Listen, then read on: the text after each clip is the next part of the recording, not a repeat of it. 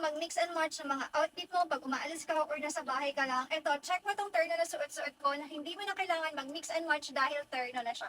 Yes, terno na siya na meron ka ng t-shirt, meron ka ng short, na simple lang yung design pero comfortable at okay na okay siya. May nag-comment nga dyan, ang mura na lang nan para sa terno. Yes, sobrang mura na lang ngayon kahit i-check mo pa.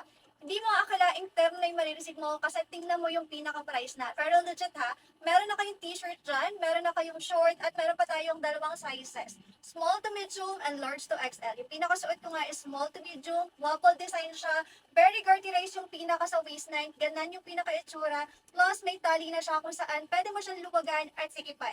Meron na nga pala din tong bulsa, left and right. Yes, left and right na yung pinaka-bulsa, yung pinaka-short, hindi ganun kahabaan, hindi ganun kaiksian. Kaya naman kung tamad din kayo mag-mix and match sa mga outfit mo, eto, check mo yung term na to, baka magustuhan mo, hindi na kayo mag-mix and match pa.